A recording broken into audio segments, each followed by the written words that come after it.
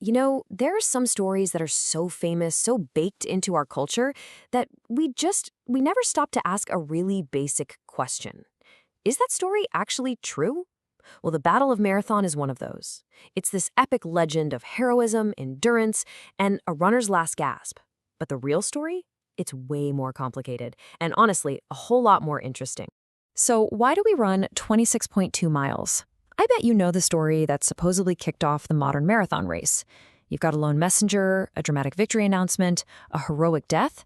It's an amazing story. But here's the thing, the version we all know, it probably never happened.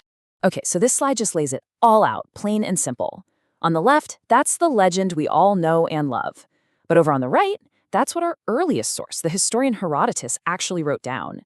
He tells us a guy named Phidippides did make an absolutely incredible run, but it was a 150-mile trek to Sparta before the battle even started, to go beg for help.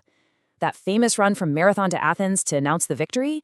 Yeah, that doesn't show up in any historical records for hundreds and hundreds of years.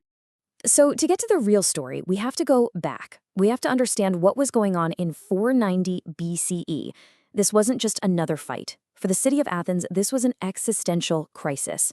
The Persian Empire, the undisputed superpower of its day, had landed right on their doorstep, and they had to make a terrifying choice. Imagine this. The Athenian command was completely paralyzed. You had 10 generals, and they were deadlocked, 5-5. Half of them are looking at this massive Persian army and seeing certain death, arguing it's just better to surrender. The other half believed their only shot, their only hope, was to stand and fight. The entire future of Athens was hanging by a single thread. And the drama of this moment is, wow, it's incredible. The general leading the pro-fight faction, Miltiades, was desperate to break this tie, so he goes to the one man who could, the polemarch, an official named Callimachus, who held the deciding vote. Miltiades just lays it all on the line, telling him, look, it's on you. The choice between freedom and slavery for Athens, it's entirely in your hands. And get this is how close it was, one single vote. Miltiades' passionate speech worked. Callimachus sided with him, and the motion to fight passed 6-5. The decision to take on the mighty Persian Empire, a choice that would literally echo through all of history, came down to just one voice. So they chose to fight. But how on earth could a small Athenian force possibly defeat the juggernaut of the Persian army? Well, the answer lies in a strategy that was as brilliant as it was completely insane. Miltiades' plan was totally unconventional. First, he deliberately made the center of his battle line weak, really thin. Meanwhile, he packed all his strength into the sides, the wings. And then came the craziest part. He ordered his men to charge the Persian line at a full sprint, in heavy armor, for nearly a mile. Nobody had ever seen a tactic like this before.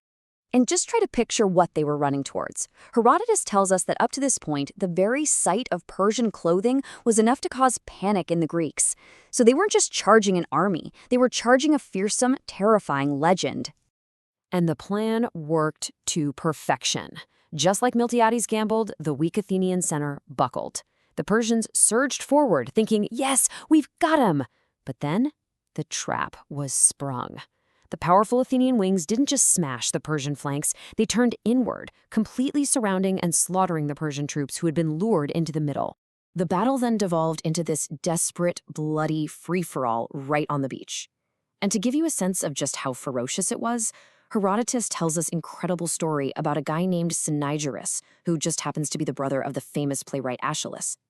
He grabs the back of a fleeing Persian ship with his bare hand, trying to hold it back, and an enemy soldier just chops his hand clean off with an axe. The result was one of the most lopsided victories in military history.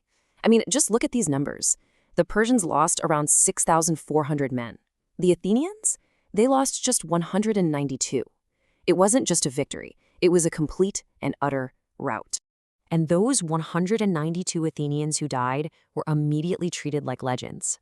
Instead of being taken back home and buried in the city cemetery, they were given the highest honor imaginable. A massive burial mound called a tumulus was built for them right there on the battlefield. This was the kind of tribute reserved for the mythical heroes of Homer's epics. From day one, Marathon was being framed as a new Trojan War. So the battle was over, but the fight for what it all meant was just getting started. See, Marathon quickly became more than just a military memory. It became a powerful symbol, a political tool that was used to shape the very idea of what Athens was. The veterans of the battle were given this special title, the Marathonomachoi, which means the marathon fighters. They weren't just old soldiers, they became living monuments, walking, talking symbols of a pure, heroic, golden age of Athens that politicians would talk about for centuries to come. And here's where it gets really political. Marathon became the favorite victory of the conservative elite.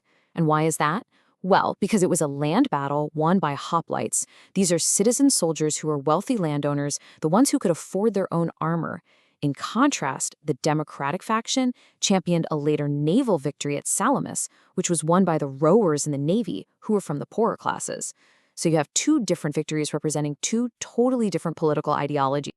Now, this battle and all the myths that grew up around it didn't just shape Athens. Its legacy rippled across the next 2,500 years, shaping the very world that you and I live in today.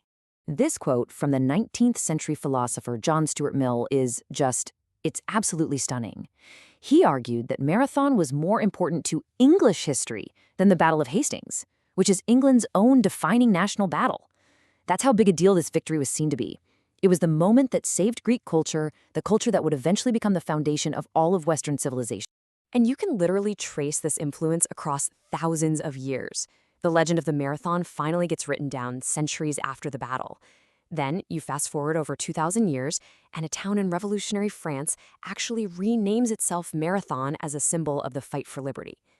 And finally, in 1986, the organizers of the first modern Olympics invent a new endurance race to top off their games, and they name it the Marathon, cementing that legend in our modern world forever.